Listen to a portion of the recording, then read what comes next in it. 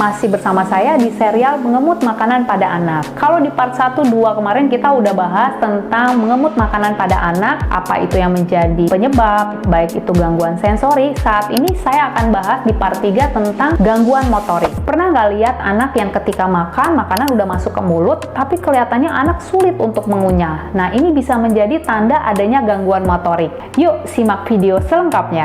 Motorik yang dimaksud adalah keterampilan oromotor, yaitu kemampuan anak untuk menggerakkan otot-otot di sekitar mulut, yaitu rahang, lidah, dan juga bibir dalam melakukan gerakan mengunyah, menelan, dan mempertahankan makanan di dalam mulut. Kalau ada masalah pada kekuatan, koordinasi, atau tonus otot di area ini, maka proses makan pun jadi sulit. Anak bisa terlihat seperti mengemut makan, padahal sebenarnya makanan nyangkut atau tidak bisa dipindahkan dengan baik ke posisi yang tepat untuk ditelan. Dan parents tahu nggak, kalau makan itu sebenarnya seperti olahraga untuk anak karena dibutuhkan kekuatan, stamina, dan koordinasi untuk melakukan gerakan mengunyah dan menelan dengan baik.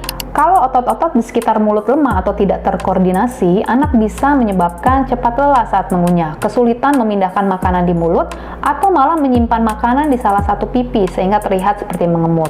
Untuk mengatasi kesulitan ini, anak sering mengembangkan strategi kompensasi seperti gerakan mancing, yaitu gerakan rahang naik turun seperti bayi, mengisap makanan bukan mengunyah, atau menahan makanan di depan lidah atau di belakang gigi. Itulah sebabnya anak dengan gangguan motorik sering tampak seperti mengemut, padahal mereka nggak mampu untuk mengunyah dengan efisien.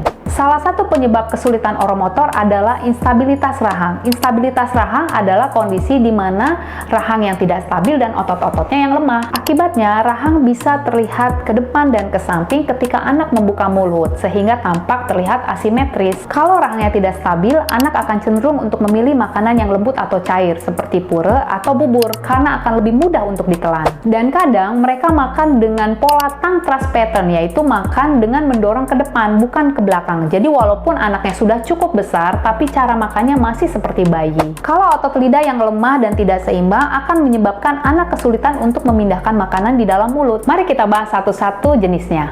Yang pertama, otot lidah hipotonus atau lemah. Lidah tampak tipis, datar, bahkan seperti berbentuk mangkuk.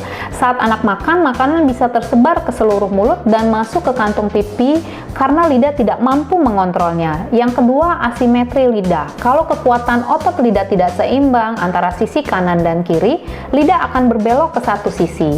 Ini membuat anak hanya bisa mengunyah di satu sisi mulut. Yang ketiga, gerakan lidah yang terbatas. Kadang lidah anak tidak bisa bergerak dengan bebas, tidak bisa menjulur, tidak bisa mendorong makanan dengan kuat, atau tidak bisa mengatur arah bolus makanan. Selain lidah dan rahang, otot pipi juga berperan besar dalam proses mengunyah makan. Otot pipi yang kuat akan membuat makanan dapat didorong ke tengah sehingga makanan dapat dikunyah dan ditelan dengan baik. Tapi otot pipi yang lemah akan membuat kesulitan untuk mendorong makanan ke tengah sehingga makanan cenderung akan berkumpul di kantong pipi. Nah, parents, dari semua yang sudah kita bahas, gangguan motorik pada otot rahang, lidah, dan pipi akan menyebabkan perilaku mengemut makan pada anak. Dengan latihan stimulasi oral dan terapi motorik yang terarah akan membantu anak untuk memperkuat otot mulut dan koordinasi makannya dengan baik. Ingat, makan bukan hanya soal nutrisi, tapi juga tentang keterampilan motorik yang harus dilatih. Di video berikutnya, kita akan bahas gangguan medis lain yang menjadi penyebab mengemut makan pada anak.